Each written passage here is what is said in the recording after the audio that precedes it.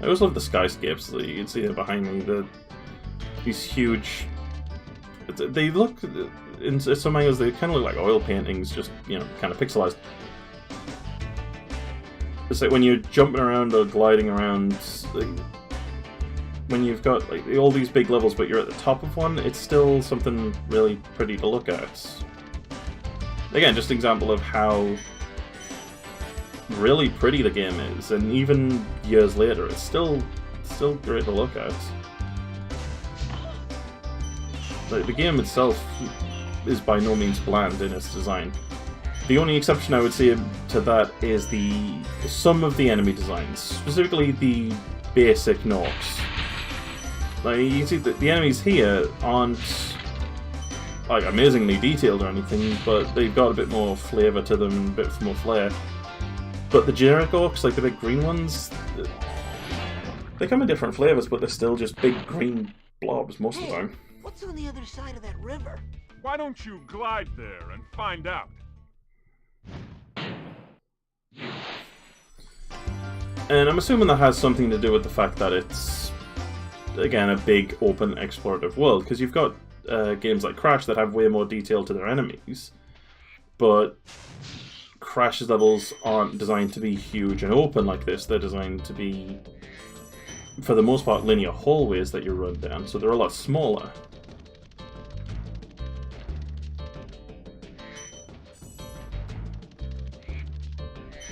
So I'm assuming it's... Oh, damn it. God damn... I am not doing well on this one. Sparks, get the gem, man. There we go. And yeah, if anyone has watched the first part of my video, I am recording this right after. I'm just trying to get through a chunk of it for now.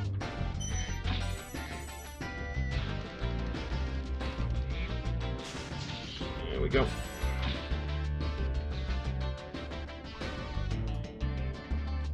Yeah, which one's coming at me?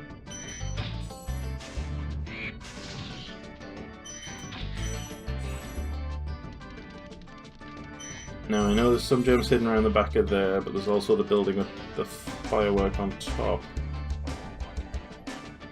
Actually, speaking of the distance, one thing I always appreciate in these games is the gem glitter. There's like a... Oh. You've reached the highest point in Clifftown. You can get to almost anywhere from here. If I were you, I'd use that whirlwind there.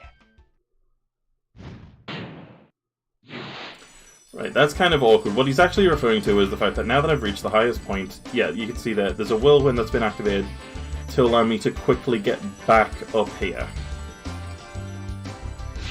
So I don't have to go all the way back up the building and climb all the way back over there.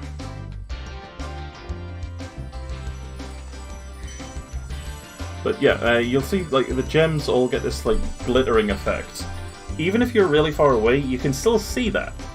And that's really awesome if you're looking around a level and you've missed a gem or two. Damn it. I swear I pushed jump there. Oh well.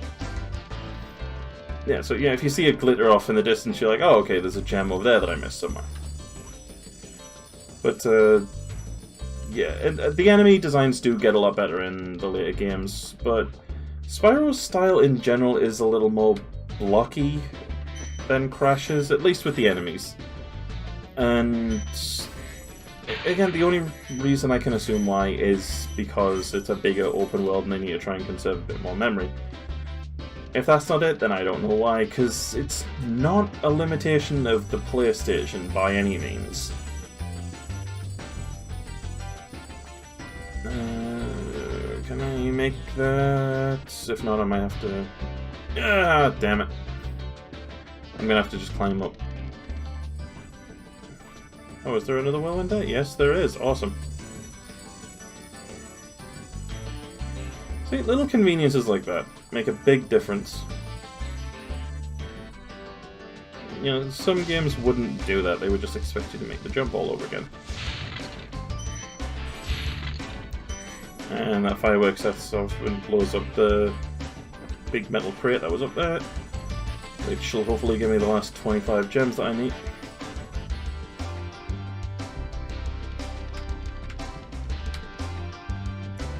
hopefully give me the last 25 gems that I need, and then I can head out.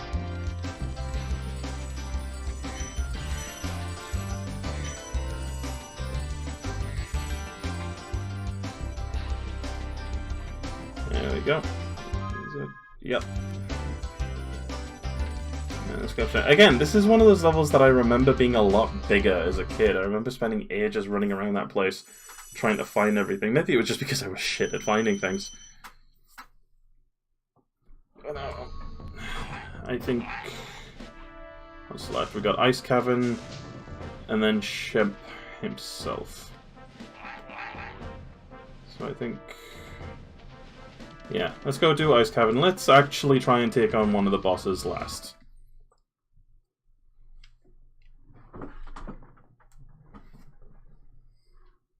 Because with Toasty I took him on right at the beginning and it was really underwhelming.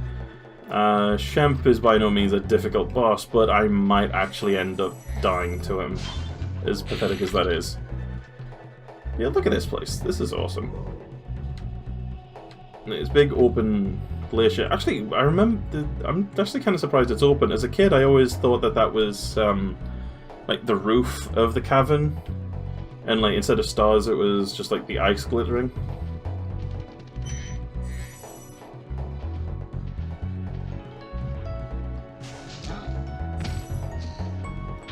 This is the level that also introduces us to ice physics.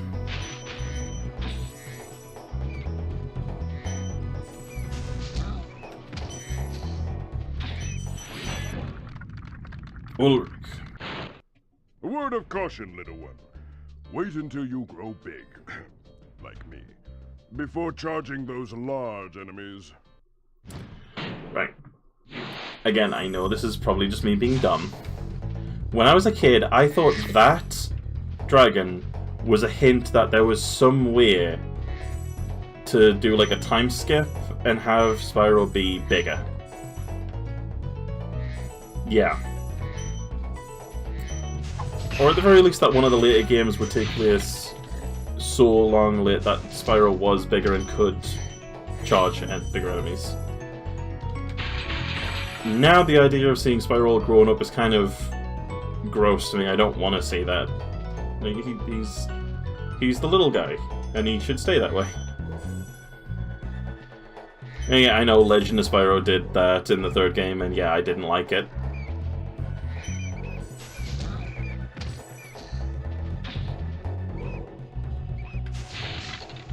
Maybe I'll do a video on that at some point, because I'm not going to play through those games. I own all three of the Legend of Spyro games, but I'm not touching them.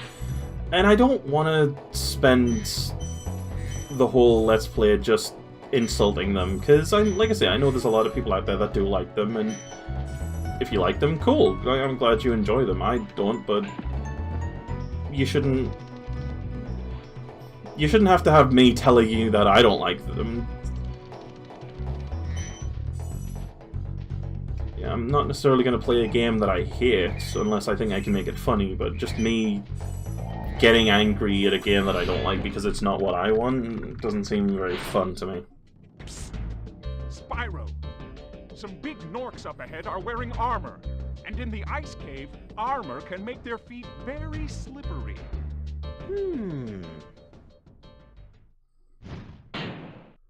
Again, there's another little mechanic that's introduced this one. This was always a pain. Because yeah, as you can see, you've got to charge the lamppost to knock the gem off. But notice where it's positioned. This is not a safe place to be doing this. Let's see, I wonder if I can make that... because I saw the platform out there with the key. I wonder if I can make that from out here.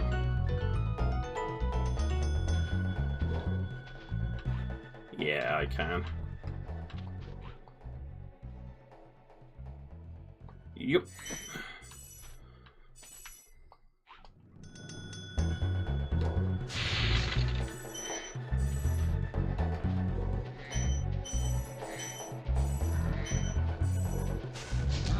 I think that rounds me out to the other side of... yeah.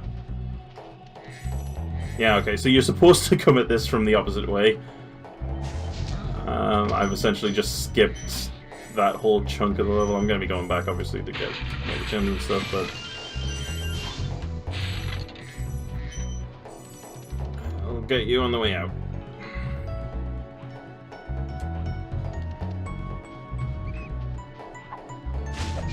Damn it!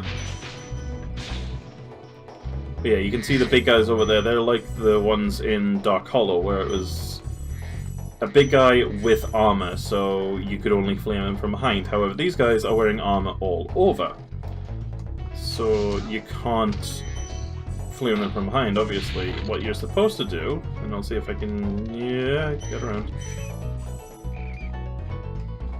Okay, yeah, so this is where you're... yeah, that was the last dragon, so this is where you're supposed to come in. Actually, there's not any more. Okay, there's no more on the top of the gems. What you're supposed to do is this. And that's always so satisfying. I love doing shit like that and knocking enemies off at the beds like that.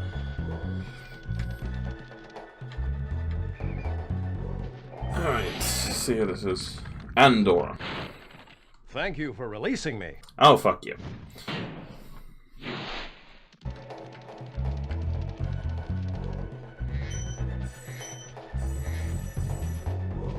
Let's have a run around. And where the hell?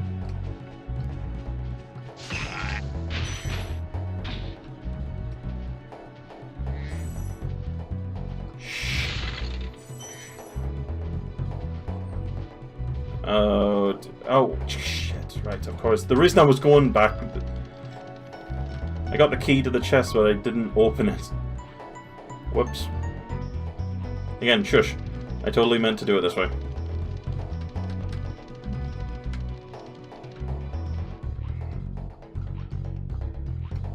Actually, this game... does this...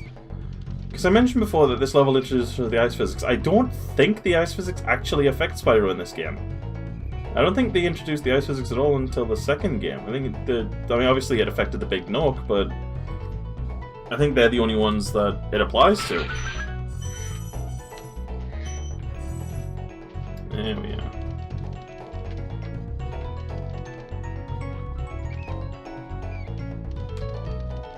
Yeah, I don't want to run off.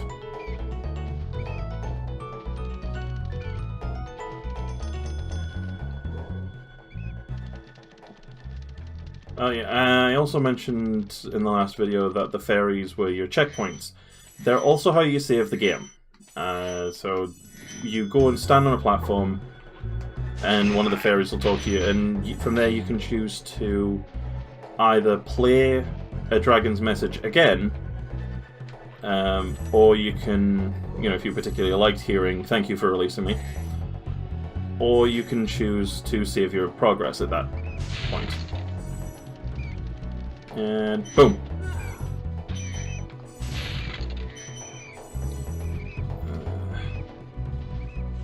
Yeah, you were seeing back there. There was one last dragon, but it's...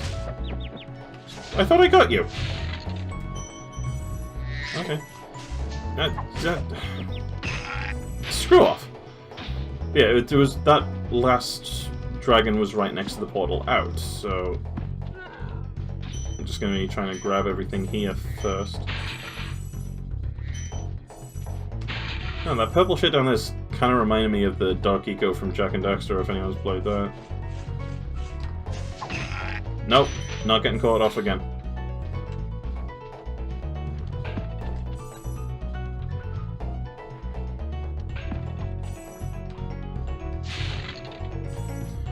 Actually, this is the first level I've come across that's bigger than I remember it. Because I don't remember this whole section at all. Come on, line up.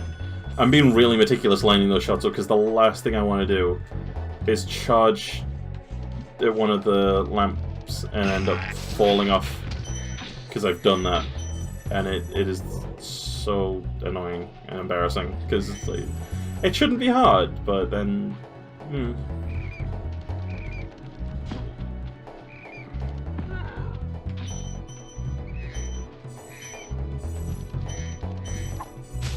How about you? No, come here. Devour their flesh, Sparks. I like as well how Spyro apparently had no idea who Sparks was, even though he's apparently been following him for years. You've done well, Spyro. Some dragons thought you weren't ready, but I knew they were wrong. I'm ready, all right. Ready for what? Again, another little hint that there was some kind of destiny or plan in place for Spyro that they only ever hint at it. They never do anything with it in the series, and they kind of just forget about it in the second one.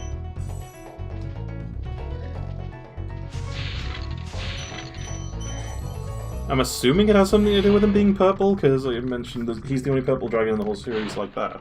Thank you for releasing me. Fuck you.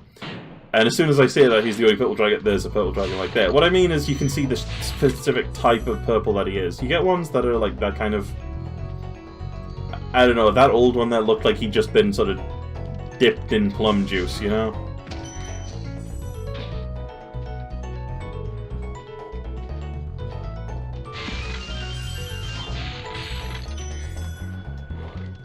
But then I guess it's only because they had a handful of models for the dragons and just had to make each one look unique, so they just mixed up the colour variants as best they could. Now, how do I get up to you?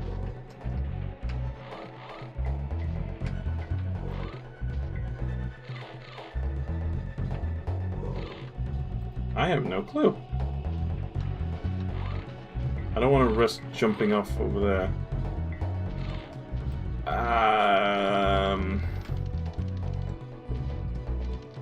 Maybe I'll just leave it. I really don't want to risk.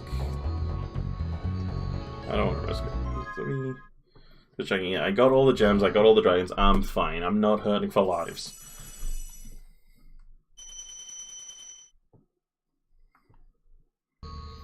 So I believe with Ice Cavern done, we're off to Shemp, and he's the last boss in the place. I believe you can actually just move on to the next world. Because I don't think I fought this guy the very first time I played this game. I think it was a case of once you beat a level, or no, once you free a certain number of dragons, the balloonist will let you travel to the next world. So if you have enough, you can skip whole worlds, or even skip the boss and just go back and get them at your leisure. Obviously, I'm getting them all as I go, but you don't need to. I love these things. Yeah, the women will just smack those like shaman-looking motherfuckers, and they'll just come rushing at you. And I believe they are wearing armor, so you have to charge them. Oh god, I forgot about that.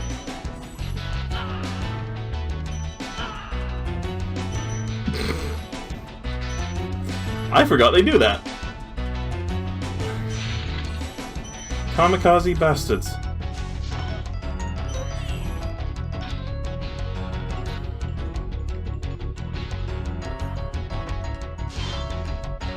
Nope, nope. Try to get both, fail at both.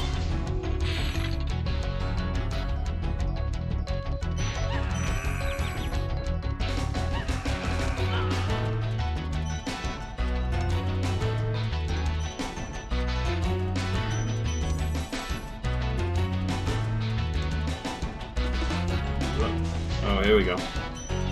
Bring it on! I never actually noticed the mask on the staff that they're swinging around. Usually because they're too busy running at me and then falling off a cliff. I never got an up-close look at any of them.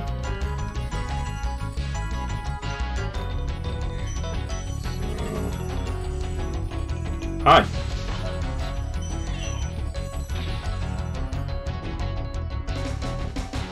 So as is the case with, I believe, all of the boss stages, the boss itself is just kind of at the center of the level. It's a very small level structure centered around the boss. Like you can see, like Toasty had the little lead up to him, and this guy has that. It's just treated as a very small, standalone stage.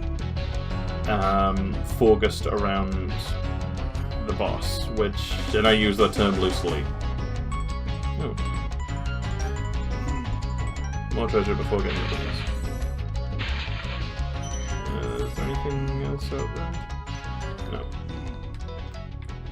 If we can... that's him. He's not the most intimidating. Turn around, camera. There we go. Yeah, none of the bosses in this game are intimidating at all. The only one that's debatably intimidating at all is Nasty Nork. That says that. Yes, there's a gem over there, and I have no idea how... There's gotta be some way of getting that.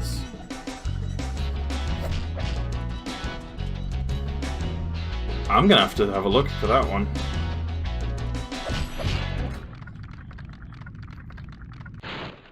This guy thinks he's so cool. You don't know what it's been like listening to him over and over. But I'll tell you one thing. He should watch his back. I'm assuming he heard that. But yeah, you can see he's wearing metal armor on the front, but on his back he doesn't, so it's... Yeah. Yeah, you just dodge his attack, wait for him to run away, and then flame him. And it's, you know, the classic video game boss rule of 3 strikes and you're out.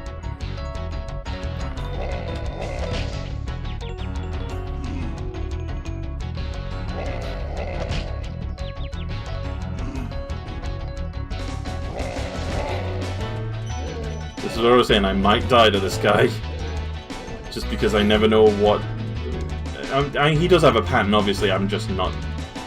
I haven't fought him in a long time, so I'm not sure what it is. Nope. See, that's what I was trying to do with the last one. I thought he was going to do that spin move.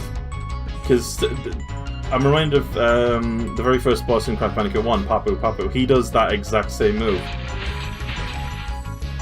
And now I'm stuck running around here without sparks, and I feel very alone.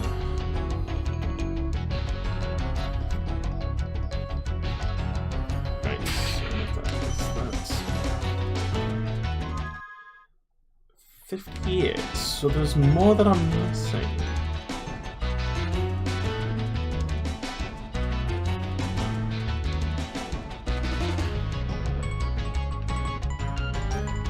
So there's something I'm missing.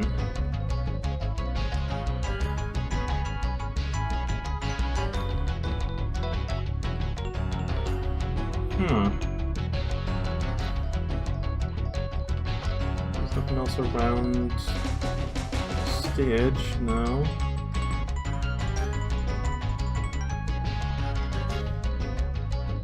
Huh.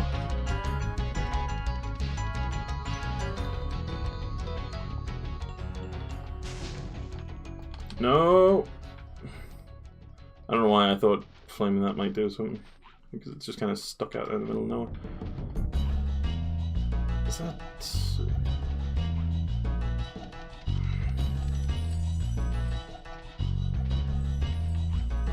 Aha!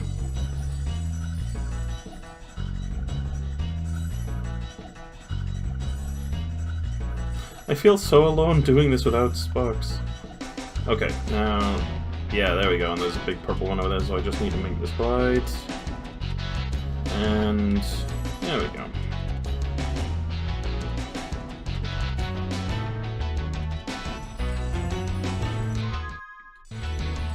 Seems like all the bosses have a single dragon in them. I don't think Nasty Nork does, but all the others have theirs.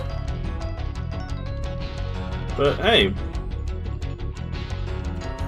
the only other boss that I can think of that I might die to is Nasty Nork now, and I actually managed to make it through the one boss I always hated as a kid without dying, so yay! So that's the entirety of Peacekeepers, I believe. The Artisan World, I still have the flight level there to deal with. I'm gonna actually head back and see if... Gosnold.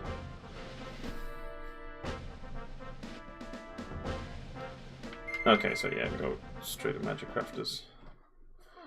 There are ways to go back to the other worlds. I can't. I'm assuming once I get there, if I find the balloons, I can go back on. But yeah, Magic Crafters, the third world. So I mentioned before, is the one based around different types of magic, and this is where things start to get a bit trippy. You can immediately see the balloonist over there. But yeah, I'm gonna leave that for now. So again, thank you for joining me. Hopefully, I'll see you next time. Take care.